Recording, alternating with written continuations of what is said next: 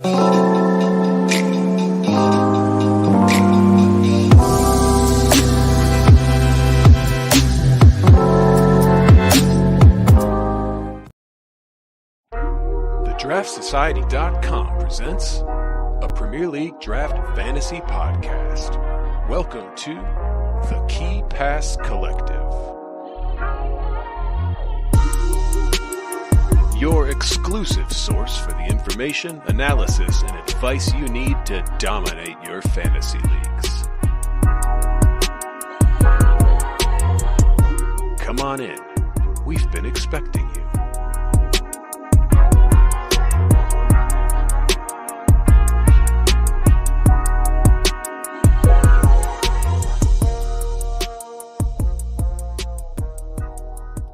Draft heads. Hey, I missed you. It's been a minute. Thanks to the boys for holding it down while I was gone. It's Joe Williams back. Happy to be here. I'll be your host for this particular episode of the KPC. Welcome in, everyone. And yeah, if I have one piece of advice to you, it's to never go to Orlando, Florida.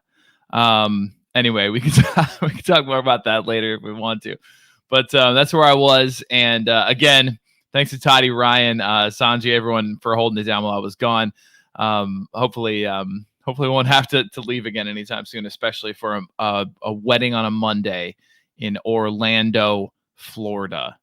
Yeah, sorry, Jeannie. If anyone gets a chance on Twitter, make fun of Jeannie for being a Disney adult. All right, moving right along. Let's talk about what's going to be on the KPC today. So we are here on the live stream. Welcome into everybody. Draft Espresso, what's going on? Peltier, how are you? If you're watching, give us a shout in the comment section. If you have any questions, shout us out in the comment section. Let us know what you're wondering, what you're thinking, what your conundrums are, what your quandaries are. That's the word I was looking for. And we'll try to get to them as best we can. But in the meantime, let's kind of talk about why we're here in the first place. Of course, if you're new to the KPC, we are the audio companion to the Draft Society website. The Draft Society is basically your place to go if you want to dominate the Draft Premier League fantasy game. So we're talking consensus rankings, weekly waiver wire articles, Sleepers 11, useful draft stats, completely free league setup articles. All of these things are coming at you completely free on the site without signing up for anything. So do check it out, please. That is kind of our pride and joy, bread and butter. But if you are also willing to show some appreciation for the work that we do, which we're pretty proud of, and if you're willing, we have an inner circle that you can join. And the inner circle is a few bucks a month if you want to join for the season. It's kind of a lump sum up front, but we do think that it's 100% worth it. That's going to get you a lot of insider information, including rest of season player rankings every week by Robbie. We'll kind of reference some of those today, here and there. Weekly player points projections, sortable consensus rankings from every single analyst here, up to the top 150 every time we have an international break. Extra articles weekly, including Ryan's Ghost Point Hunter article. And then just so much more. Fixture difficulty tracker. You can join our Discord if you'd like to.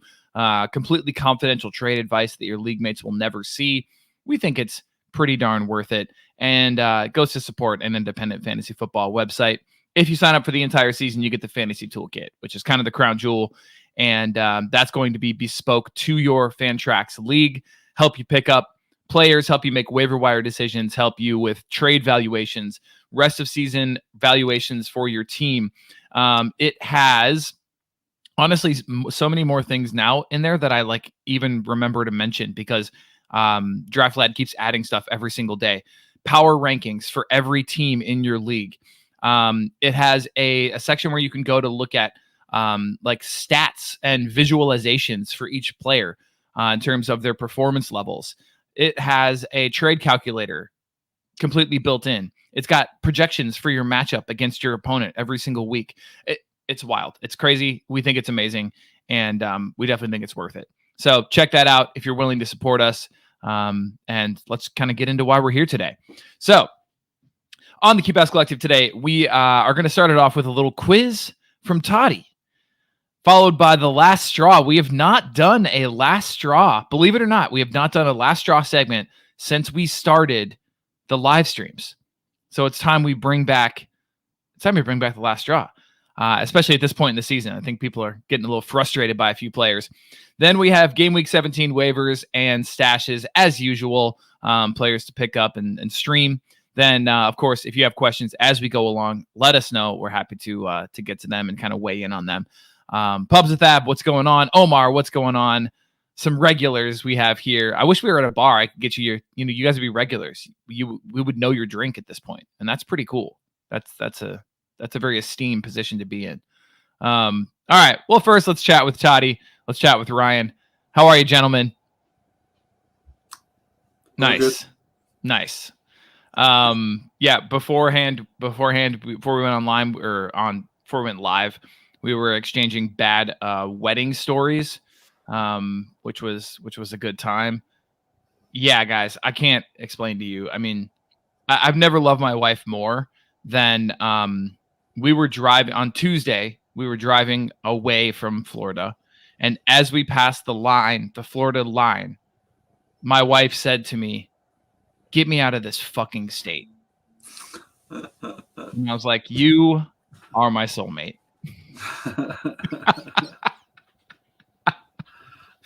I mean, I've only experienced Florida through your disdain, but it feels like somewhere I will never go now. You've ruined it for him. Yeah.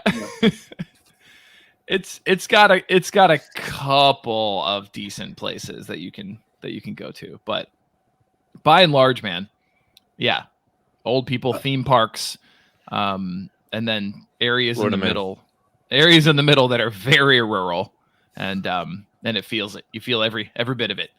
I mean, yeah. I am stuck in a YouTube Shorts loop that has a dude who is looking for a 20-foot python in the Everglades, which has some nice sort of venomous spiders, venomous snakes, and huge crocs combo. So yeah, he's not made the trip to Florida more enticing than you have. Have you ever seen the show Cops?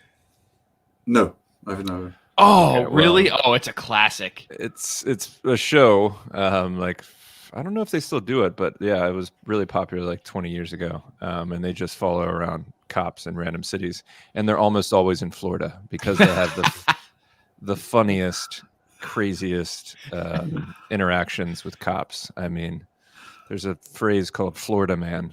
And it's I know that. You know Florida man. Okay, all right. I love that Florida man has made its way to you. Can't believe it. Yeah, that's so wild. So good.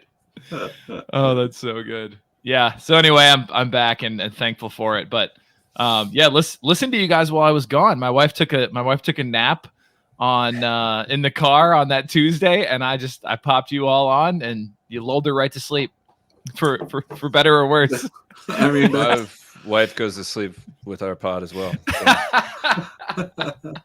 Some of it's useful in so many different ways. My wife can't go to sleep because I pod. That's the other issue right there, but that's a sacrifice she's willing to make, or she's forced to, one or the other. So depending on the day. Yeah. Right. All right, Totti, I believe you have a quiz for us. I do. It's going to be a bit different than what we usually do with the quiz. So there are 12 points up for grabs. Okay. I'm going to talk about 5 football players. There's a mix of EPL, non-EPL, playing, non-playing, but you should know all of them. And I'll tell you a few facts about them. You have to write down who you think it is, and okay. I'll move through all 5. So you need to guess 5 names. That's 5 points if you get all of those correct. And you need to guess a common theme. A common theme for all 5 of them. Okay. That's an extra 2 points. Okay. And then circling back, you need to guess how they are related to the common theme. Wow. Okay, so there's a few layers here. Yeah, indeed. Few ins and outs, It's an understatement. few what have yous. Exactly. So exactly. So the first layer is we need to name the players. Yes, you need to And write down then- the names of the players. Yeah, and then we need to Try name to the guess what they have in general common. theme. Yeah. Okay. And then Yeah. and And then how then that theme. Okay. how the theme comes back with each player. Got it. Okay. And these are I just wanted- non-EPL players. Some of them are EPL, some of them are non-EPL, some of them have played in the EPL. You'll know all of them. You'll know all of them. Mm. I just want to hear the intro music, to be honest. There's no intro music. Oh. Joe, you have the quiz. Parliament. We do. Oh, do you have the quiz?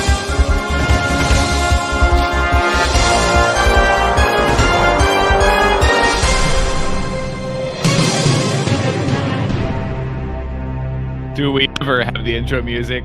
No, the parliamentary one, the one that's like, oh, don't start What? quizzing me. Oh shit! Yeah. We don't have that one. That I was haven't in the- uploaded. Oh, you're right. I haven't uploaded that one to the StreamYard yet. Dang it! You're right. I love that one. Oh, that is We'll do that so for good. next I got to time. bring that back. You're right. Oh man. Yeah. What are you? What is this? A pub quiz? What are you quizzing me? Yeah, that's a really good one. Yeah, so good. All right, we'll bring that back. Okay, so let's start. Obviously, listeners can follow along. Please do not write in your answers into the chat while we are doing it. You can go ahead and then do that after. So, player 1. I've played in the youth system for 3 Premier League winning clubs. I've played in the youth system for 3 Premier League winning clubs. I've made my debut for none of these clubs in the Premier League, but I have made my debut. I was born in England to a Nigerian father and an Algerian mother, and play for none of those countries internationally. Born in England, Nigerian father, Algerian mother, and play for none of these countries internationally. I'm gonna be so bad at this game. I was Championship Player of the Year in 2020-2021 for Reading. No. That was player 1. Okay. Player 2. I am a World Cup winner. I am an FA Cup winner. I played for a club in the City Group and a club for the Olympic Lyon Group. I scored a goal in the World Cup final. I was on the cover of Sports Illustrated.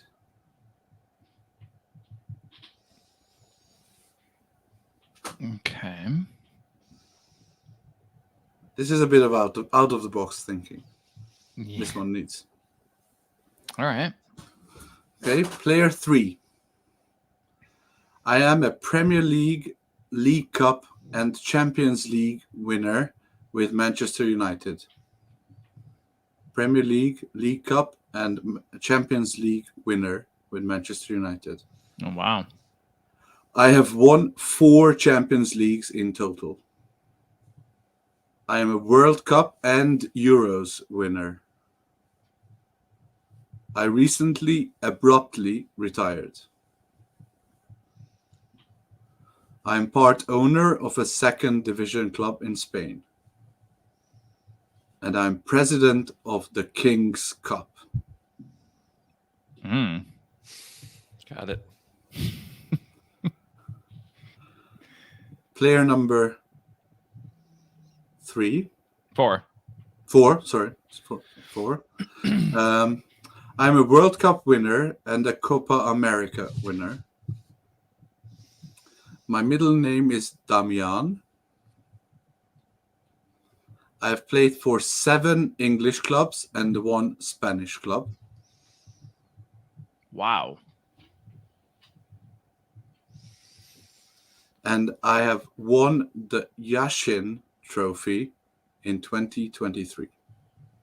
I have won the Yashin Trophy in 2023. Care to elaborate on the Yashin trophy? It is a trophy It sounds named after Lev Yashin, given out by FIFA. And he is a player who is considered to be the best ever for his position. The Lev Yashin Trophy. Okay. And the last player, I started my professional career on Merseyside, but have not made a professional start for that side. I played in Germany, Spain, Italy, and England. I am a World Cup winner. I'm a draft fantasy legend, much more so than an in real life legend. I hold dual citizenship based on my ancestry, which is evident from my name for any linguist.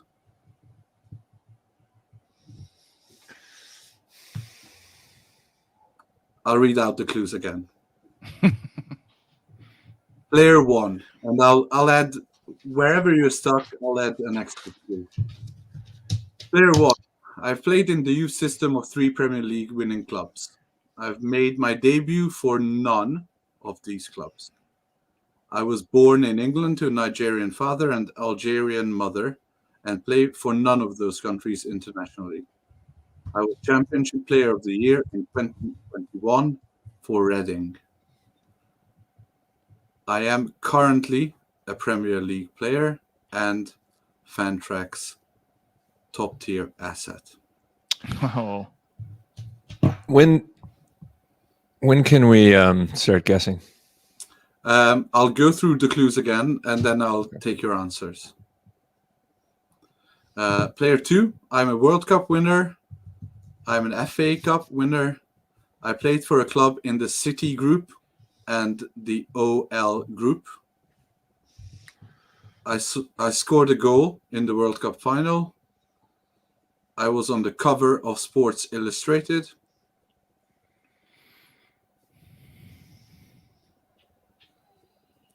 Do you need an extra clue with this? For player 2, yes. I mean, I need a clue for all of them, but this one's throwing me. I think I have 1 and 3, but nice. the other 2 are throwing me. Okay, player 2 is not a man.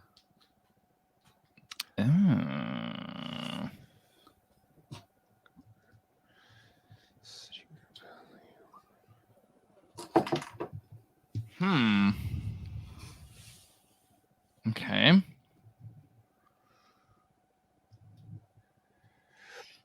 Player 1 plays for a London-based club. I already said I had new player 1. Okay, but Joe said he doesn't. Yeah, I have a guess for player 1. Player 3, I'm a Premier League, League Cup, and Champions League winner for Man United. I've won 4 Champions Leagues in total. I'm a World Cup and Euros winner. I recently abruptly retired. I'm part owner of a second division club in Spain, and I'm president of the King's Cup. Player 4, I'm a World Cup winner and Copa America winner. My middle name is Damian. I have played in 7 English clubs and 1 Spanish club. And I've recently won the Lev Yashin Trophy. And the last player started my professional career on Merseyside, but have not made a professional start for that side. I played in Germany, Spain, Italy, and England. I'm a World Cup winner. I'm a draft fantasy legend, much more so than an in real life legend, and I hold dual citizenship based on my ancestry, which is evident from my name for any linguist. Another clue for player 5. Another clue for player 5. I'm a defender.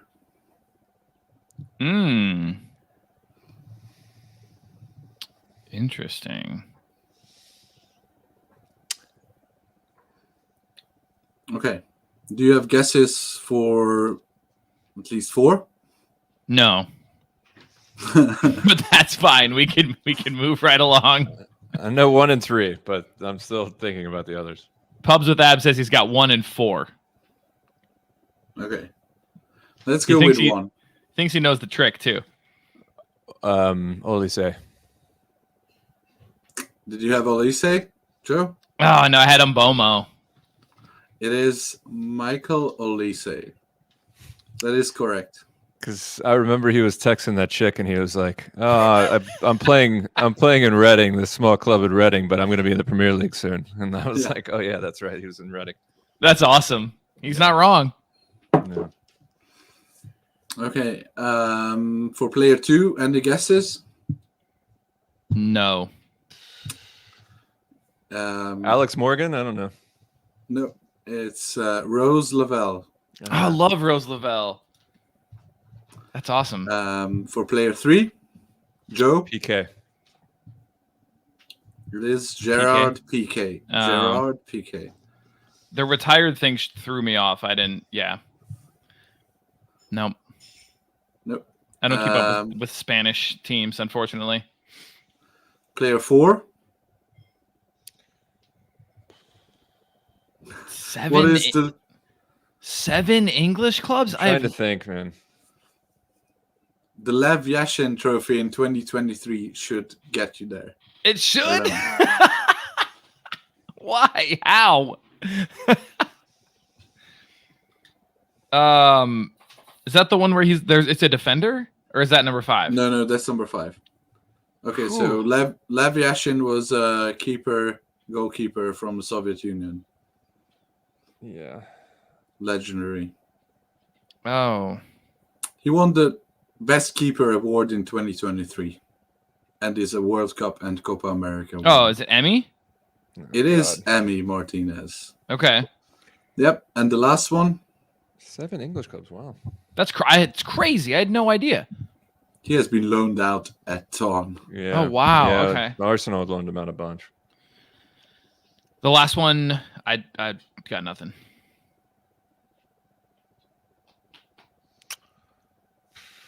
I'll give you the dual citizenship. He is Albanian. Part Albanian. Obviously, he didn't win the World Cup with Albania. Hold on. Oh, Mustafi? Ding, ding, ding. Oh, I forgot wow, that's a World Cup winner? Holy shit. Yeah, Germany, man. That's crazy. It's Shkodran Mustafi. Okay, let's speed it along because people are losing interest. What is the common theme?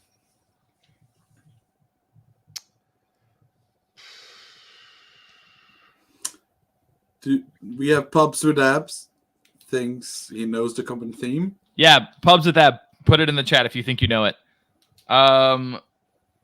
Oh man, what is the common theme? World Cup winners? Nope. Oh yeah, not Jose. Okay, I'll start working back on the actual theme. Oh, he meant that he knew player 2 was a woman, not that he knew the theme. Okay, so Or the actual player. the common theme link for Shkodran Mustafi is the fact that he has played for Arsenal and Valencia. The common theme link for Emi Martinez is the fact that he's played for Arsenal, Aston Villa, and Wolves. the common theme link to Gerard Piqué is that he used to be involved with a Colombian lady. What? Okay. The common theme link to Rose Lavelle is that she is from Cincinnati. And the common theme link for Michael Olise is that he was born on the 12th of December. Yes. Wow. These are about Ryan. The common theme is Ryan Barnes. Amazing. Happy Amazing. birthday, man. Thank you. Thank you. Goddamn. Incredible. Wow. Incredible. Good stuff, man. That is took some work, dedication. honestly. Jesus, how could that? Yeah, it was about me, and I have no freaking clue. We'll never top that. That was quite the dedication. Wow. Good for you, I man. enjoyed it. That was really fun. Nice. Thank you for that. Happy birthday, buddy. Thank you. All right. Nice. Well, how do we follow that up? Shit, I guess we're going to have to hold on. Sorry for the delay. But okay, but that's the last straw. Oh, it's been too long. Okay, the last straw. Players that we are almost done with. Almost. As you can see on screen, it says a man's patience can only stretch so thin. These are not necessarily players that we're dropping. They're not necessarily players that we're trying to trade out. It's just that they're starting to really wear on us. So the last straw is like, it's almost like a warning shot, right? Like a shot across the bow. Like, listen, I'm going to really need you to step up your game here because you're making me start to think about some decisions that I potentially might have to make. So that essentially is the theme behind the show or the segment. But of course, then we kind of have a discussion about each of them in terms of whether or not we think that they're drops or if we're holding the faith or how each of us would sort of handle each of these players. So yeah, that's kind of the aim of the last straw for those who are kind of new to that. But let's kick it off, and then we'll just no better way to show than just to do it. So Totti, your last straw players, hit us with them and give us a little bit of info in terms of why you've nominated these players. Okay, so I've nominated 3 forwards. Number 1 is potentially the next 100 million forward, Evan Ferguson. Yeah. Fantrax wise, since his 3 goals against Newcastle. Against me. That we saw against me as well. Yeah. Okay. Yep. There we are.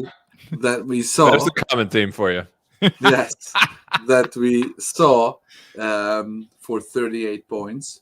He has scored double digits twice. Exactly 2 times. Wow. Both of those with a goal. And probably no more than like 13, right? 13.5 and 11.25 in the 2 double-digit instances. Disgusting. Otherwise, his best performance came actually last week against Burnley, where he got 4.25 in 90 minutes. What? So let's talk Brighton and let's talk Evan Ferguson. Wow. Where to start? I didn't know it was this bad because I obviously don't roster him anywhere. I've never been a believer. Even last year, I kind of saw through the veneer. He just doesn't score. He doesn't score. He's so goal dependent. I mean, yeah. And the issue I feel is that he doesn't score goals. That no. I mean, definitely that's an issue, but. The sort of bigger issue is that De Zerbi is evolving and trying to sort of solidify his team, and I think it's a similar situation, obviously on a grander scale with Arsenal. is that they are changing their sort of gung-ho style that both of these teams adopted last season, which resulted in a plethora of goals, to a more reserved style. Obviously, it's working much better for Arsenal than Brighton, but the fact that Brighton are going through in the Europa League means that they will have games to play in Europe at least until the mid-February time, when the first set of knockout games are happening in the Europa League. Means that rotation will continue, and it's not like Evan Ferguson has been healthy and able to sort of churn out 2 weeks all season. So yeah, I think he's close to being droppable, I think. And it's similar situation with all three of my forwards. I know, like, both of you aren't big Evan Ferguson fans, so there's not going to be a lot of pushback on him being on the last straw. But yeah, it's as I was looking through on who to put in, I had a feeling that he was going to be my number one, but it did strike me how bad he has been performing. The issue why he is sort of only on the last straw is that after Arsenal this weekend, it's Palace, Spurs, West Ham, Wolves, Luton, and Palace again, which is a decent schedule for forwards, and none of these teams are very efficient in defending. So ideally, you would want to pick up a forward for this run, but a forward who doesn't score goals does not help you, and I don't think you have much trading power. So either involve him in a 2-for-1 to trade up, or I think maybe a drop. Loud drop, so to say, that we usually discuss by dropping a player and then announcing it in the chat, so that someone overpays for them in the upcoming waivers is maybe the way to go. I like that idea. I'm all for it. Plus it's back to that idea of, pulling the pin and dropping a hand grenade into the waiver pool. So that way somebody picks him up, and hopefully you're playing them next week, and hopefully it's not another hat trick. But exactly, every indication points to the fact that instead it will be a 2-point performance if that person is lucky. Exactly. My second one is Nico Jackson. We have been talking Chelsea a lot all season, really. It is a similarly dire situation with Jackson, with some games just being a bit better based on him maybe hitting the goalie or hitting the target, but the goalie saving it a bit more than Evan Ferguson has. But I'm more worried about his upcoming minutes with Nkunku coming in and with Pochettino coming out loud and clear saying that they need reinforcements. Yeah, and they need forward. So I think his days as a starter are numbered. He still holds some trade value, I feel, especially in this upcoming schedule. Exactly. I was just going to mention that. Yeah, in this is a very good schedule. Plus, he's still the only viable forward until Armando Broja gets his new injury that he's likely to get anytime soon. So he's definitely going to. Terrible last week.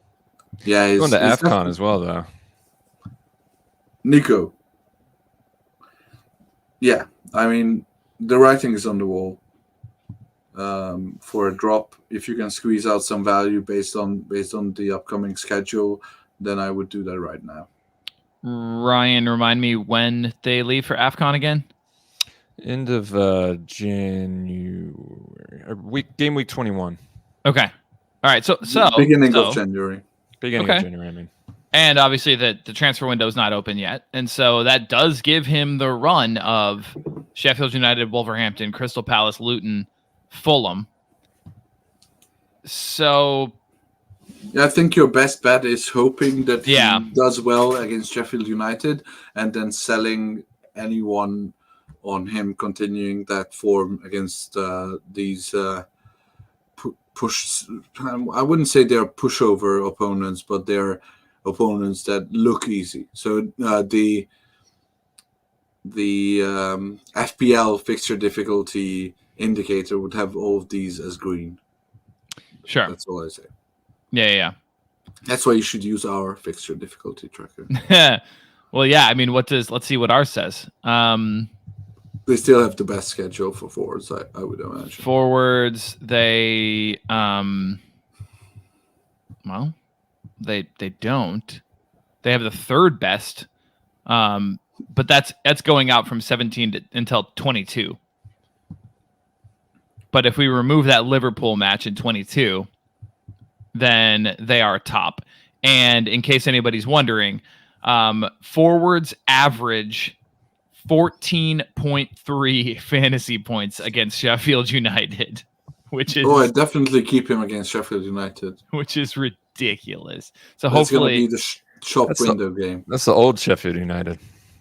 This is Chris Wilder, baby. Well, that's true. As well. Yeah. But you should be able to trade him out after that. Old new. Yeah. Old new. Yeah. You should be able to trade him out. And that's home for Chelsea. Yeah, I think you should. I think you should be able to trade him out after, or if you are lucky enough to trade him out before to a manager who's playing your opponent, then that's also a good way to approach trading out these players. My last one is Cody Gakpo. The theme again is very, very similar. He has scored 2 double-digit scores all season. Both of those are with a goal. 15.5 with a goal against Spurs, where he only played 45 minutes, and 11.25 against Wolves with a goal, where he played 55 minutes. So I think the only sort of viable keep scenario for Gakpo is if you have him as a cuff for Darwin Núñez, who is personally also on a very barren spell. But you don't say. That's a foreshadowing of Joe's last straw. But I think all three of us are invested somewhat in Darwizi, so we hope he sort of gets back to scoring goals. But not in Gakpo. Do any of us roster Cody? I have him in a league where I have him as a cuff for Núñez. Oh, okay. Because if you had him by himself, would you have dropped him by now? I would have hoped that that this barren spell for Núñez meant that he gets a few games, but he hasn't been getting the few games, and the games he has been getting, he didn't perform up to par. So he's 6.5 against Sheffield. Yeah, he's United. Sorry. The phrase I would use that he's on the last straw. Yes. Thank you. Thank you so much. Ryan, are you dropping Cody Gakpo? He could be another one of those Evan Ferguson types that, you throw a grenade into the waiver wire. Especially these things really help, especially if you're like on the cusp of getting the fab lead going into January, and somebody drops a fair amount on one of these guys, and it gives you the lead and the upper hand going into the January window. So I think I would. Or I mean, or the Ryan strategy, sell him for like 2 fab. Like sell him for 3 fab to somebody. You know, like the issue is that I think he will command a much higher fab spend. Both Ferguson and Hakpo would command a much higher fab spend from the waiver wire. So on the free market. Yeah, on the free market. So essentially, your fab positive net gain would be bigger by dropping them. I like the strategy. So try selling for fab first. It's nice to get that fab back yourself in return. But obviously, if the market's not giving you much, then just throw it in there. Yeah, and these are both sunk cost guys because, like, at this point, you've had both of these players. We're talking at this point, Fergie and Kakpo. You've had both of these players since draft day, and they are just eating up a spot in your squad. And at this point, I mean, you guys have both opined about the value of a roster spot, especially during this time. Especially now, yeah. It's just there's no reason to hold these guys. And I think the issue we all feel is FOMO when trying to drop these kinds of players. But I would say that there is a very possible. It is very possible. There is a very real chance that they will end up being decent. Like, you drop them and then they score a few. They'll Gakpo scored 2 so far, and we are closing into the half of the season. And Ferguson has scored 5.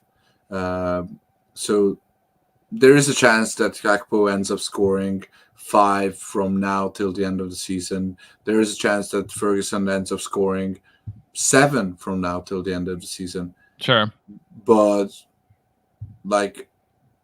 they're not going to turn into golden ball candidates. They're not going to, even if like you're holding Gakpo, waiting for a Nunes injury. If that Nunes injury happens, he's still not going to be a goal scorer. He's still not. He's going to be a very productive, very good player for Liverpool, but he's still not going to be a useful fantasy asset. And the same with Evan Ferguson. If Brighton somehow get back their swagger, which might happen, they will surely be better, do better, try to score more goals. But I can't see Ferguson upping his game from 5 goals in 17 to 10 goals in 17. Yeah. So, it doesn't feel like it's going to happen anytime soon either. Yeah, you shouldn't. I don't think you are losing much if you're dropping these players. I would agree. Yeah. They've had a stay of execution far longer than Kai Havertz, who is in the same realm of conversation. He scored 2, has he, or 3 maybe? And we all dropped him long ago. Exactly. And obviously both Ferguson and Takpo, you have dropped him. Don't say not me. I said don't remind me. Okay. So I thought you Renaissance happened shortly thereafter. Yeah. Yeah. Well, naturally, man. Naturally. Yeah, but that's the thing. What is a Kai Renaissance? A Kai Renaissance is 25 pointer helps, and then 7 ghosties after that. That's fair, but like that is something that you could possibly get from streaming Mateta one game and then streaming Cameron Archer or whoever. So it's not like you're losing like proper draft value. Yeah. You're gaining flexibility to actually play the matchups much better than having to carry these players. Yeah, I think I mean, it's always going to be hit or miss, right? And that's by projections. Of course, we always say projections, aren't gospel. But we like our projections. It's just that they're not. It's like they can't always be exactly correct. But in the long run, the idea of savvily using your streamer spot, especially at forward, looking at matchups and looking at our fixture difficulty tracker and those kind of things, I think is going to net you more points than holding these guys. Essentially, is what you're getting at, Totti. Exactly. Yeah. Exactly. All right, Ryan. Oh, hold on. 1 second. Adam Nasser with a well-timed question. Would you still drop if they are part of a cuff, like Joao Pedro or a Liverpool forward for Kakpo? So that's your situation, Totti. Yeah. Yeah, that's a difficult one, really. I kind of want to keep Hakpo there with Nunez, but again, the situation is like, who would you rather drop? Hakpo in a Nunez cuff or Sarabia, who is on red hot form? Or white hot, rather. I'd try and sell them both as the cuff. Try and sell the cuff itself as opposed to interesting. keeping one. Yeah, that's what I was like gonna that. pivot to. Like selling the Nunez Hakpo cuff sounds really good. I like that. The ding on either of them obviously is a rotation. You take that away, then it looks pretty good. It looks. That's the key, right? That your trade partner doesn't necessarily know that Cody Kakpo is going to rot on your bench. Yeah, the issue is that it's Salah and Jota who are getting the goals. Yeah, I was going to bring up Diaz actually because we may or may not talk about Darwizzi later, but Diaz should be on this list. I mean, he's a little bit less so. Like he maybe is like more appropriately last straw because 5 and 4, but that's Crystal Palace and Sheffield United. This is what you held for. Yeah, had 14 against Fulham, the mighty Fulham. And those were all ghosts basically, right? So, and he's just kind of coming back. The 14 was and I don't want to bring up game state again, but they were chasing hard. Yeah, good call. Yeah. So it wasn't like most of the games they will be doing their own stuff, piano, going about their business. Not like the Fulham game when they were all out running at the opponent every chance they got. So I think that's a bit skewed point. So I would definitely put a asterisk behind those 14 ghosts. I would argue, just knowing what I know of Liverpool, that they don't have a great fixture list either, because people will see Manchester United, Arsenal, Burnley, Newcastle, Bournemouth as being favorable, but I think United is going to be favorable. I think United is, but then there's other teams in there that know how to organize themselves defensively, and that is the kryptonite for Liverpudlian forwards. Teams that defend. Yeah, teams. Damn it! They found out that they need to defend against us. How did they do that? How do we beat this gegenpress? Try defending. They've got me. All right. Anyway, okay, Ryan. Let's move on. Who do you got for us for last draw? Yeah, I mean, this isn't a big one, but I've been struggling with Lewis Hall because I so loved his 45-minute cameo against Bournemouth. I mean, doing absolutely nothing and getting 10 points is just my favorite thing in the world. So given the injuries and everything else, you just would have thought that he would have started by now. The great part about this one is that things are going to come to a head one way or another this weekend. If he doesn't start with Trippier suspended for yellow cards, then you drop him.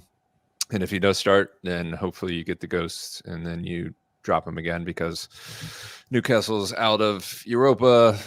Burn is coming back fit. Folks, Trippier should be back. So he's not going to get another start again until, I don't know, maybe his loan deal ends. So yeah, he's last straw for me, I think, either way this weekend. So there you go. Yeah, and if you're streaming him, you're hoping that Fulham don't drop 5. Drop 5, yeah. If this was at the mighty Fortress Cottage, then I'd think differently. But at St. James's Park, they still should be able to scare Fulham a little bit. That's fair. Oh, Mouthy Chili's fan. Sorry, no, Mouthy Chili's fan club 83. So next week it's a hall pass. It's a bit of a reach, let's be honest. Isn't that Sanji's dad? Is that Banta uncle there? Banta man? Banta man. Banta great uncle? Oh, and he says it's teacher humor. That is, honestly, that's offensive. Does that offend you as a teacher? Yeah, absolutely. Yeah. No, it my offends me jokes are far cringier than that. You are the godfather of dad jokes, even though you're not dad. Right. That's pretty true. I've said it enough times now where, like, to my students where they're like, you don't have children? And I'm like, I have 100 of you. So now they just say it on their own. Like, oh, he has all of us. It's like, okay. I've trained you well. Anyway. All right. Moving on. Did you know that you can change your YouTube name every 14 days? Do now. But we are going to miss Banta, man. I'll be honest. I'm only going to be satisfied when I see Banta great uncle show up. Yeah, it's coming in 2 weeks. Yeah. All right, Ryan. Yeah. So that's all. So there's a big segment of defenders living off of their name and maybe their exploits the previous year. Okay. Fabian Schär. Yesteryear? Did you say that? You could say yesteryear, but I'm thinking more of the more recently. So last campaign specifically, not 2017 yesteryear. Fabian Schär is one of those defenders, and I dropped him I think 2 weeks ago. Under 4 points per start the last 5 games. Of those, there was only one game week where he got over 5 and change. This might change a little bit now that they don't have Europe and they can focus on getting their defensive solidity back with everybody healthy. But I don't trust him anymore. He's not really ghosting and he's not getting those clean sheets that Newcastle did last season. I think they've lost their mojo a bit, and nobody's really keeping clean sheets anymore anyways. So he just doesn't ghost enough to warrant a spot. So I dropped him. He was quickly picked up, I think, for a couple fab.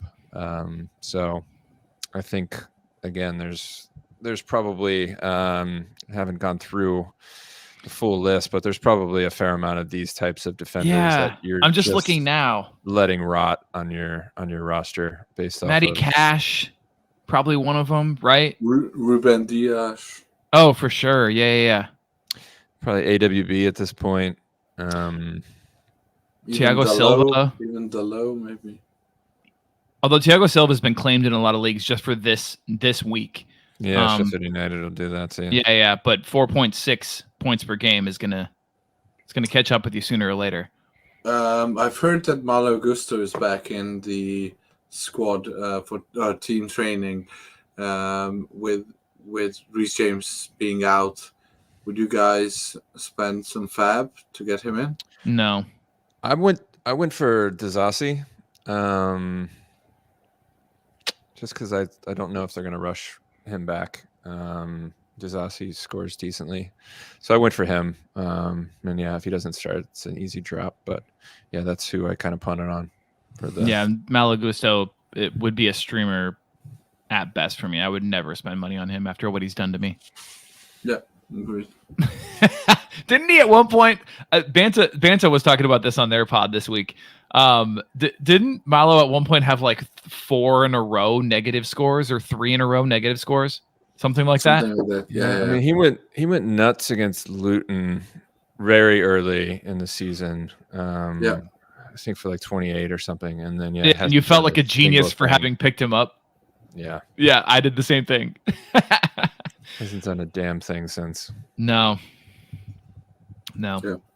Yeah, I think you're right, Ryan. There's a lot of those types of defenders, and it leads us to an interesting conversation, just because, and we won't draw it out really, but like streaming defense this year, and hoping. Jeannie brought this up in our group chat. Streaming defense and hoping for a clean sheet is basically like a thing of the past. Certain game weeks it is, yeah. This past game week, was it just Bournemouth that got a clean sheet? I mean, it's wild. I think so, yeah. Or Villa did as well against Arsenal. Yeah. Which neither of those would you really have guessed. Yeah. I mean, I started Big Milosh or Small Milosh. Oh, nice. He is kind of small at this point. Yeah. Our expectations for him were large coming into the season, but small compared to Big Marco. True. Senesi. Also, you need to have a chat with your boy Felipe. He needs to grow his hair back out or something. I don't know what the hell's going on with him. I don't know either. Yeah, I spent $1 on him and quickly dropped him. So yeah, I'm done. I'm done for a while. We'll see. Brutal. Speaking of which, good segue into Big Ollie, who is obviously was out for a while, came back, got that red card against Burnley, which you were salivating over the prospects. Is back after serving the 2-game ban this weekend against an out of sorts Chelsea. So I got him back in. It's one of those things where I'm willing to give him one more chance, especially given that Wilder is back and they seem to have a little bit of mojo coming off their first win. So I want to see what McBurney can do back with Wilder. So I'm giving him maybe a game or two before dropping him again. Yeah, I held him since draft day for a while. Same. But then dropped him after he came back and then did nothing for a long while. I actually dropped him after the pen he scored as a sub, and one of my big rivals in my home leagues picked him up, and he's been riddled with him ever since. Yeah, I have him in both of my leagues, and I think what you said, Ryan, is exactly what I'm going to do. I'm going to maybe give him 2 weeks and just see how he does. If he's kind of back to his old aerial ghosting ways. Actually, you know what? Maybe I'll give him until Boxing Day because that's Luton. Okay. I mean, how many games between now and Boxing Day? Just 3. It's Chelsea. It's Chelsea Villa, which is why I'm willing to be a little bit flexible here. Villa at home or Villa away? They're both away. Yeah, I know. I mean, so let's be honest here. You're like either drop him now, or you're holding him through Luton. Yeah, that's fair. Yeah, you're not. It's not worth holding if you're gonna drop next week. Yeah. I think. Speaking of fortresses, I have him in Sinistera, and they're auditioning for my forward 3 spot in the league. So I like the best, Enigma win. Yep. All right, cool. Real quick before we move on, Omar asking in chat, are you recommending a sideways move from Schär to Burn? No, I'm recommending not having any of those middling Newcastle defenders anymore. So that's a streamer spot for you? Yeah. Okay. Fair. All right. Mine are. They're not you're not dropping these guys. Like let's be frank, right? You're not dropping these guys. You're clearly not dropping these guys. But you're very frustrated if you roster one of these fellows. Like you're quite frustrated. So we talked about Darwin, 3.8 points per game over the last 4 game weeks. It's been brutal.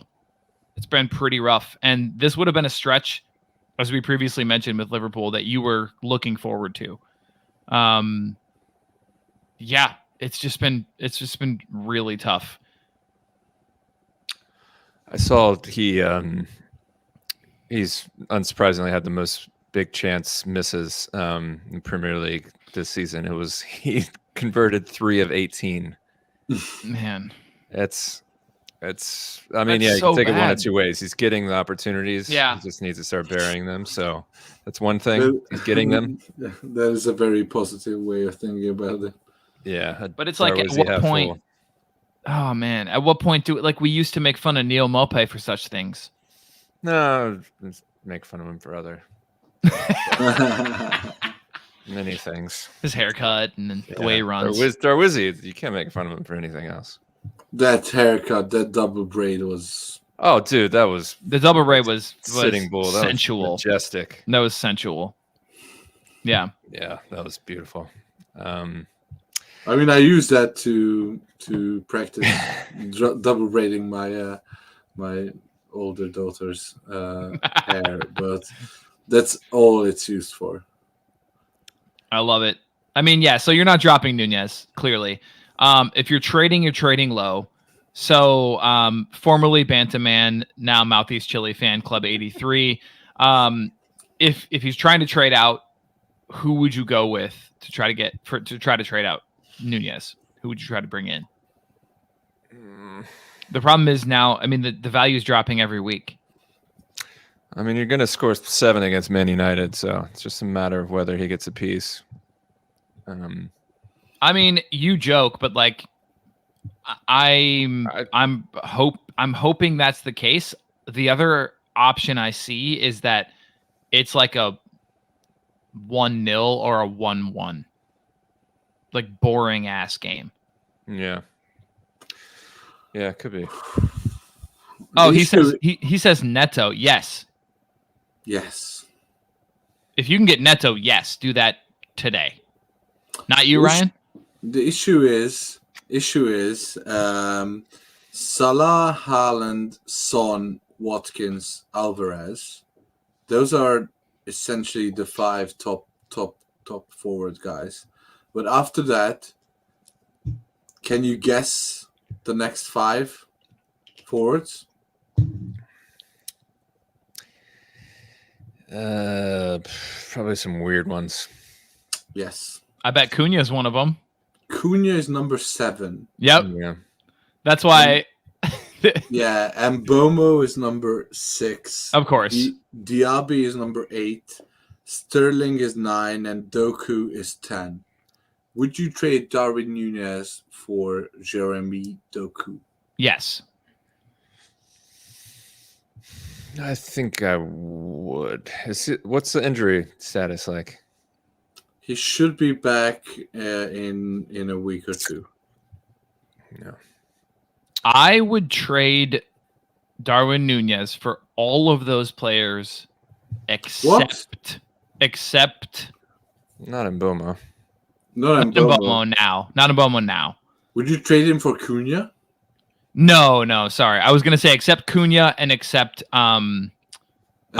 Sterling. Yep. And Diaby, you would trade him for Diaby, who's just lost his spot? Has he though? For how long? I don't know. You know Darwin is going to get the minutes, especially when Salah is at AFCON. I think I'm holding. I mean, I know I am personally. Yeah, but the issue is, that's the issue. There's no better forwards. You're right. The mid and bottom tier of forward is plentiful, but the top end and the sort of upper echelons is this lot that we've talked about. Because after that, it's Solanke, Huang, Adingra, Edward, Bailey, Wissa, João Pedro. Obviously, we have Isak and Jesus and maybe Rashford, who are sort of in the 20s vying to end up higher. But are you comfortable with any of those? Like I'd- I know I'd do you like Jesus, Ryan, and that Peltier is asking. Yeah, Is I'd it- do that. Is it Peltier or Peltier? Like Trippier or Yeah. Trippier? Please I leave think, I us a think comment. Peltier's English, so it's Peltier. What? Peltier. Because Trippier is English, so it's Trippier. That's how we always say it. Trippier. Trippier. Trippier. Okay. So, anyways, like Arsenal are definitely not trying to overrun all of their opponents like they used to last season. So, I think I'm not saying that Jesus is someone I wouldn't target, but I'm not sure that the upside is as high with Jesus as it is with Nunez. Like any given game week, when both of them start, who would you rather play? Depends on the matchup, really. Obviously, depends on the matchup, but if it's If similar, they're playing level, the same team, yeah. Jesus. What? If they're both fully fit, Fully fit and playing the same team. probably Jesus. For me, I'd rather Nunez. I think Nunez has a higher potential of getting you like a hat trick, Yeah. but Over time, it's Jesus. yeah, I would think And so. he also has the opportunity to get you those big monster scores. I don't think we're far enough removed from what we know Jesus can do to a new reality yet, in my opinion. And finally the front three is healthy, and you're starting to play a lot better. You can see that the last few weeks, even against Villa, he looked good. I think he had 6 or 7, which obviously isn't going to win you a game week, but better than Darwin's 2. Like he has at least a good floor. Yeah. I think they're going to get better. I think Arsenal's attack is going to go from strength to strength, and he's finally fit. So I have them both in one league, and I'm fucking dying. That's a tough one. Yeah. Yeah. I'll try to send Nunez and Gakpo out for Jesus. I don't think that will get accepted, but Well, that means that manager values Jesus over Nunez, which is what we're saying. Which goes against your point. But if that was offered to you, you would take it. I would take Nunez and Gakpo for Jesus. Yes. Oh, you just lost a bench spot. I mean, then I'd drop Gakpo, but yeah. I'll take them both and sell Gakpo for $1. Oh man! Oh, Pubseth Av. That is brutal. Maybe Totti's home league has points gained for big chances missed. Ouch. That's a good one. I like it. That would be a great league. Let's talk Isak. So, I'm going to tell you what I'm going to do with Isak, and I don't have him anywhere, but I know that people are feeling the pain here. 4.6 over the last 4 game weeks with a single goal. When you look at the upcoming schedule, Fulham at Kenilworth, Nottingham Forest, Liverpool, City. I'm going to Why would Fulham be playing at Kenilworth? Okay, all right. I'm going to hope that over the next 3, he does something. And if I am completely fed up and to the point where I just don't believe in him anymore, I'm going to try to trade him out after those 3. I'm with the same with Livramento, but I'm dropping if he doesn't do anything. Oh yeah, because those days are numbered. Yeah. Yeah, I wasn't a big Isak guy coming into the season either. He's kind of, I mean, he ghosts a little bit more than Ferguson, but similar type of player. Yeah, needs to score goals, goes in purple patches. Just hasn't hit a purple patch in a long time. Plus, he really doesn't ghost, does he? With Wilson, which if they're a later game, it's pretty rough. And Wilson's back fit. Yeah, true. So, yeah, I think you have to hold, I guess. I didn't realize how bad. Okay, let me look at our useful draft metrics, which is free to anybody who wants to go to the draftsociety.com. Points per start 10.1. Has started 63% of the matches. His median points per start is 4.3. Expected points per 90 of 13.6. His ghost points are 4.7. And his ceiling has been 20.2. 56% reliance on goals, assists, and clean sheets for his fantasy points. Wowza. It's not great. I didn't realize it was that bad. I thought he maybe ghosted a little bit more than that. Like I said, I don't roster him. Yeah, but Newcastle have been bad all round, so in attack and defense as well. So unless you think that they will stay bad, then what? Yeah, we have a couple handcuff questions coming in. So EG asking, does Barnes Isak handcuff make any sense? God, that sounds like a fucking nightmare. No, it doesn't not make any sense. Doesn't to me. But then Pubs is asking, trade Isak to the Wilson manager. Yes. He has more value for that. Yeah. Yes. Yeah, Unless that guy's a cunt, you could send him to him. Honestly, you never know. The value is predicated upon the cunts are everywhere right now. The disposition of they are everywhere. Manager. Yes, they are everywhere. It's like Christmas is all around us. I wouldn't try to trade in Wilson. Now you've got the entire chat just saying the C word. All right. Anyway. I think we're off the rails. Choppy's got something from all the way in Korea. There you go. I am Choppy. Morning from Korea, guys. Who, if any, would you trade for Neto, MGW, Kulusevski, or Bowen? Thanks for your help. To get these in or to get these out? I'm trying to figure that out myself. I'm guessing he wants to get Neto in. I wouldn't trade Bowen. Trade for trade for Neto, period. MGW, Kulu, or Bowen. I wouldn't trade Bowen. The other two, if Neto's fit, that's the thing. Like, I would trade. I'd trade any of those. I wouldn't trade Bowen. Regressing. But yeah, the other two, yes. Ooh, interesting. You would not trade Bowen. No, he's been like a top 15 player. He had a stretch until this past game week of scoring in his last 7 away matches.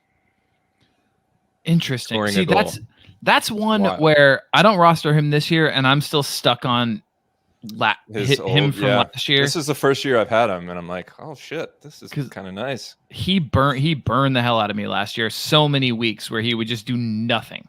Yeah, he was like that. Yeah, he's been good. Okay. Man.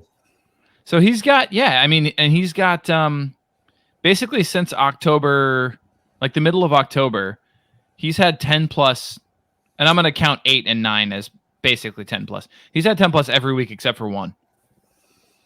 Yeah, he's a baller. But Neto, even if Neto regresses a bit, he is still the 13th most valuable or the highest scoring forward. After missing like 6 weeks. And he hasn't started 6 games. See, that's crazy. I mean, if he regresses to like 15-20%, he's still a top 10 forward. I don't mean regress points-wise. I just mean like re-aggravate the injury and then he's done for the season. Oh, yeah. That's a risk. That's what I'm worried about. Yeah, I mean, so I guess I'm with you guys. Keep number 9 Bowen if you can.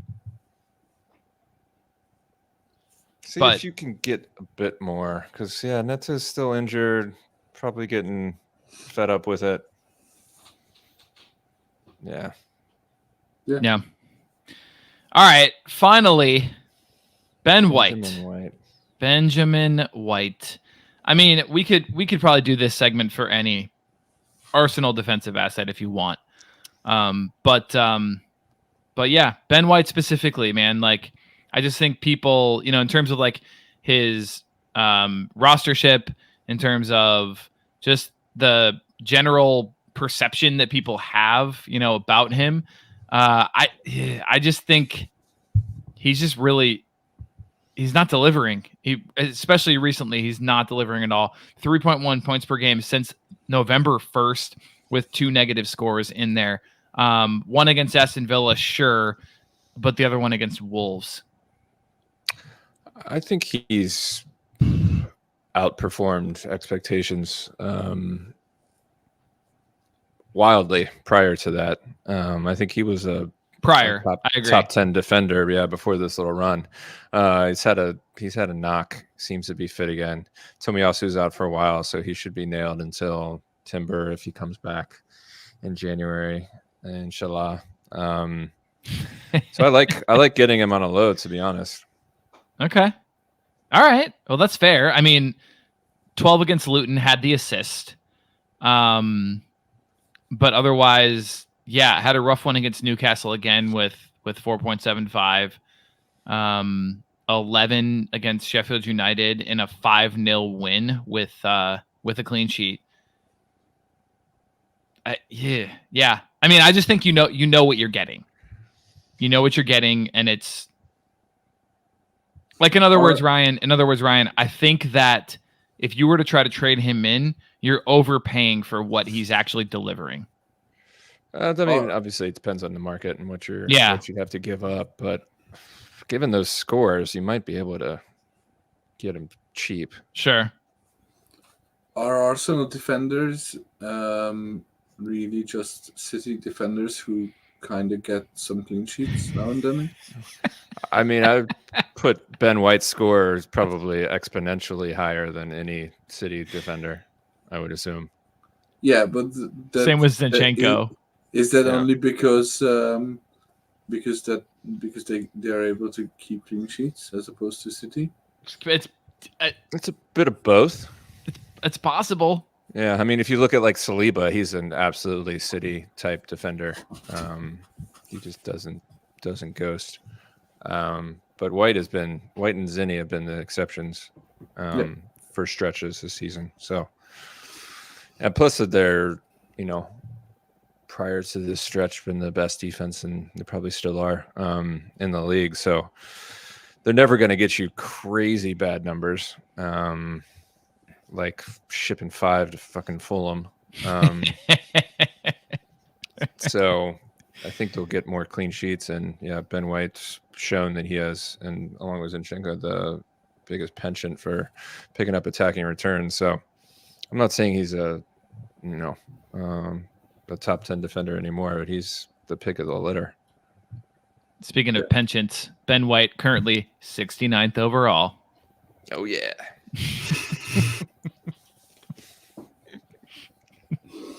Totti hangs his head in shame.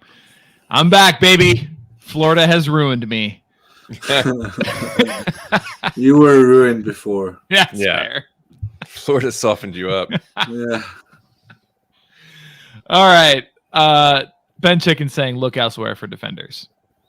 I mean, depends on the matchup. Zinchenko is one of those, like, I got him free off the wire a few weeks ago. I think he's just one I'm going to keep for the rest of the year probably. And just let him chill on my bench on weeks where I don't want to use him. And flat track bully. Yeah. And I think that's how you kind of have to approach Arsenal defenders. Like, I mean, given what we know about Villa now, you probably shouldn't have started them. I didn't. I have Gabriel Magalhaes and Zinchenko, and I benched them both in every league. Yeah.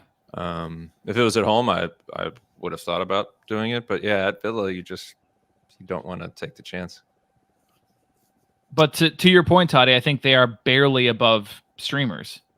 But also defenders are shit this year. Is it because the scoring system is going?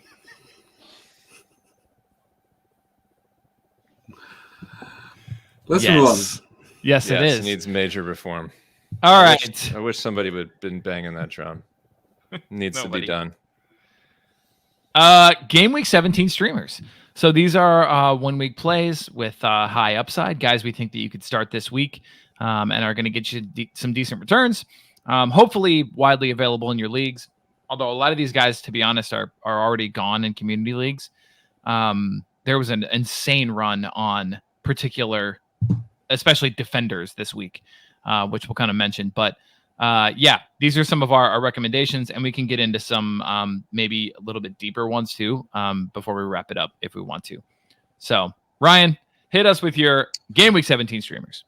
Yeah, I mean, we talked about targeting that Chelsea versus Sheffield United at home. I mean, again, this season / historically a good matchup, but yeah, Wilder, they might be a bit more dangerous. So still got to like Disasi or Cucurella. Cucurella scored pretty well last game before he had to come off, and I think like the 84th minute with a knock, so he might be injured. So yeah, as I mentioned before, I punted on Disasi. Like I said, the defenders are a cesspool. He usually scores decently. Like if they were ever going to keep a clean sheet, it would be in this one. So yeah, he might also have some work to do if McBurney's around elbowing people. So yeah, he has a face to elbow. Yes, he does. Oh, that's so true. Yeah, which is a nice segue into McBurney himself versus Chelsea. He's got a lot of people to elbow. Yeah, he was probably dropped in a lot of leagues after the red card. Wilder's back in. As we know, he can usually ghost with aerials.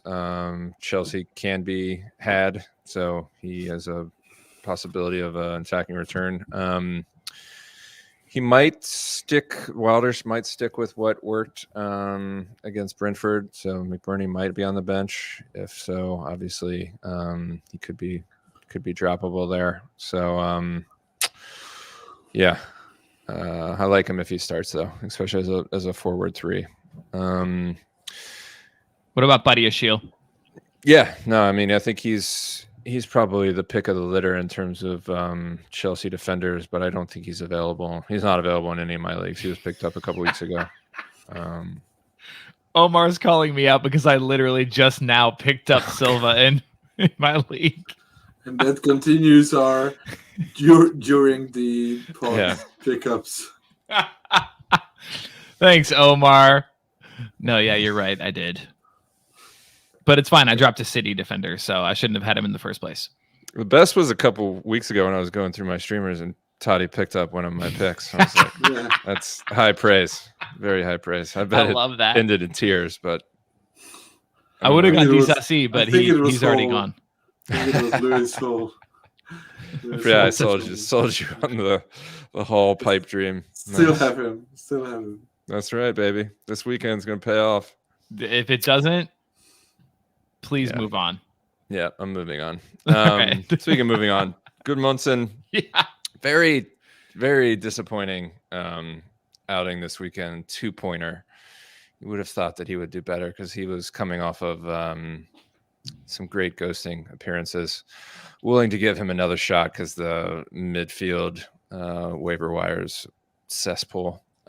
So he's a little bit of a later game. So could be a decent option for cover and then throw him in there if he does end up starting. Speaking of Hall, like I said, last chance saloon. If he's not starting here, drop him. If he is, you got to throw him in there given his ghost point abilities. The last game of the game week is that aforementioned Liverpool Man United game. We saw Elliott score off the bench. Jones decent, can do a job. Assist off the bench. Yeah, so one of them might start. Thinking more along the lines of cover for one of your other Liverpool assets, and then you can slot them in if they do end up starting. Because I think they're better cover for United assets essentially. Yeah, you could do either one. Yeah, because you don't really want to start any United players, but you might be stuck with holding someone like Garnacho or Rashford or someone like that. But if Elliott or Jones start, then I'd plug them in ahead of any United player. But yeah, there's a decent chance either of them or both of them even start because Endo looked out of sorts against Oh, Palace. that's a fucking understatement. Holy hell. Yeah, and they actually ended up bringing on Gomez for right back, and then Pushing Trent up. pushing Trent up full time. Yep.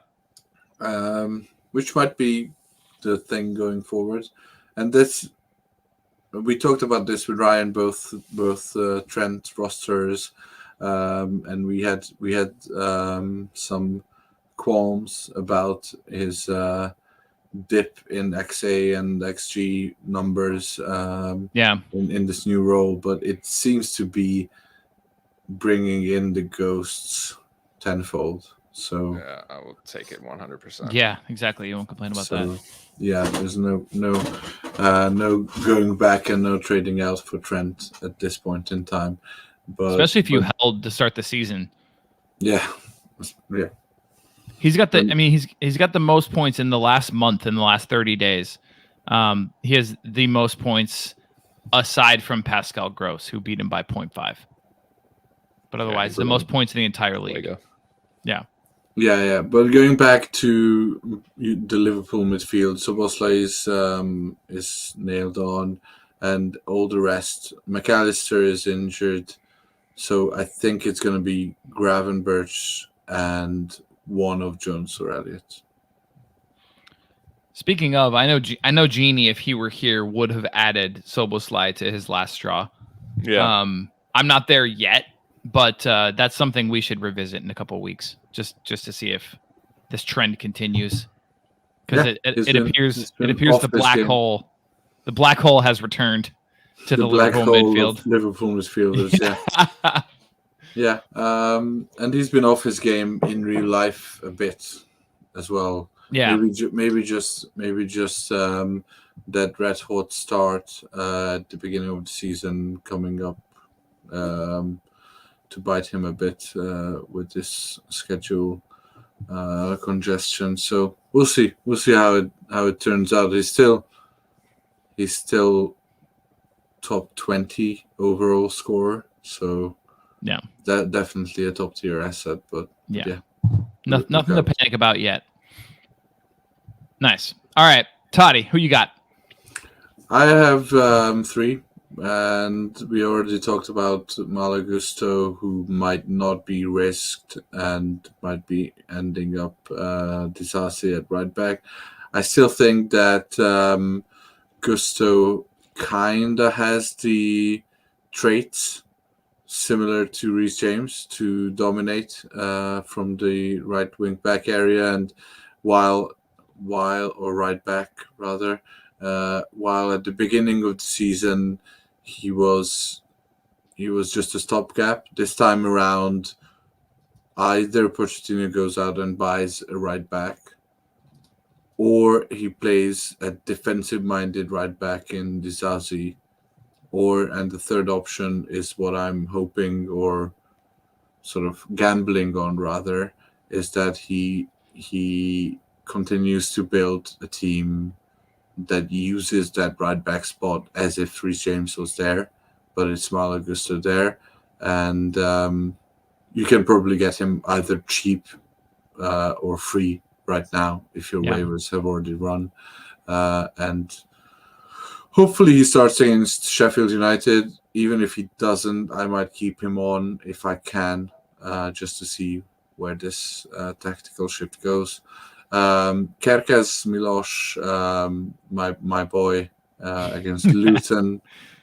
He's brought 2 clean sheets last 2 games with decent ghosts. So is that big Milos then, or little Milos? Little Milos. Okay. He's diminutive. Let's just say that. Diminutive. It's a wonderkind.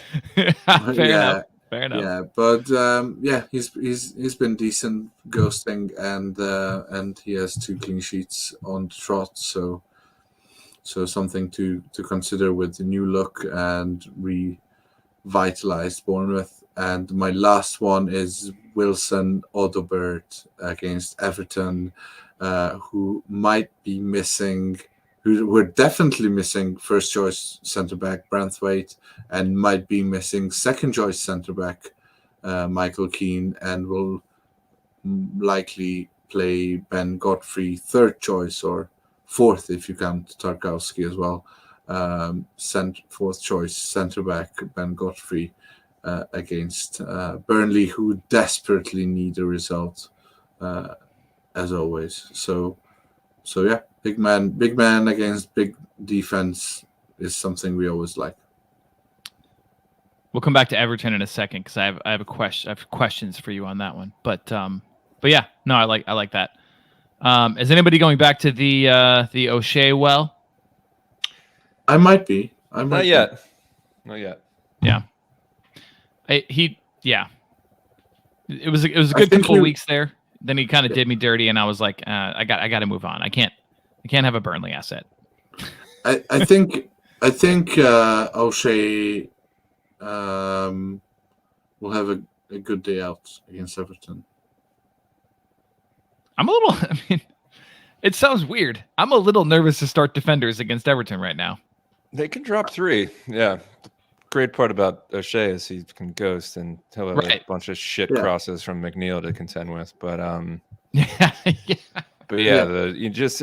it's just disconcerting fielding someone that you know 100% they're not going to keep a clean sheet. That they have this built-in ceiling. So it's just psychologically, it's not great. But yeah, I mean, but that's the case game, it's not terrible. That's the case with everyone else right now. Yeah, it's just, but you still have some hope with exactly. Burnley. You know for certain. Yeah, it's not going to happen. Yeah, that's true. All right, here's mine, guys. So, oh, fuck off. After holding since draft day, no, just kidding. I absolutely did not do that. I held far too long, though. Alex Moreno. Torres. I hope it's Pau. Alex Moreno, the prodigal son, has returned home, and he will be starting for my team this weekend, probably to get scored up on and return, like a 2-pointer. But Brentford is Mbomo-less, of course, and I think there's a decent chance that Villa can keep them off the score sheet. I guess we'll see. But Moreno could be a good shout. He is going to hopefully slot in because for anyone who didn't see it, Digne is going to be missing this week due to yellow card accumulation. So double check and see if Moreno's there. I think he's a decent stream just for 1 week. But then I'm probably going to go ahead and drop again. Ryan, you mentioned Sinistera. I like him. I'm really hoping he finally gets a run out. Not just this game, but I mean, I'm hoping for a few. But I guess we'll see. My major fear with him, and I don't know if you have this same one, is he doesn't start, but even if he does, that he goes like 55 or something like that. He's just, yeah. Yeah, his last start, he looked great. Got 12 with an assist, but was yanked in like the 60-ish, 65th minute. Yeah. But yeah, it's a nice investment now, given the festive season, and Semenyo and Ouattara are going to AFCON. So that stretch, it should be his. Oh, that's a good point. Oh, I completely forgot about that too. Yeah, so it's tricky because your first inclination is, he didn't start again, I should drop him. But if you have room, he might be a longer term hold. Yeah. I put Zabarny on here. It's honestly because I thought one of you was definitely going to mention Senesi. It's been saturated. The market's been saturated. Neither of you did. And it's probably good we didn't, because guess what? In the community leagues, in the big 3 community leagues, he was 10% rostered before this week. He is now 73% rostered in the big 3 community leagues. Love the reaction time. Yep. Yeah. In the rest of leagues, he was 2% rostered, and he is now 4% rostered. So this is why when you subscribe and you get the toolkit and you can see the game week transaction data and you can sort by the big 3 community leagues, this is what we're talking about when we talk about like leagues that are dialed in and you can see who people are picking up. Yeah, I thought for sure someone was going to talk about Senesi. I didn't, just because I thought Zabarny was going to be maybe more available. Although he's now 70% rostered after this week's waiver run. So worst case scenario, you could try to see if Smith's there in your league. He probably will be. He's not gonna. I mean, he's not gonna be there for the aerials. That's what you want with when you're playing Luton, right? Is hopefully they pump in crosses, and then your big boys can get those stack up those aerials. But I don't know. But what do you think? You guys wouldn't start Smith?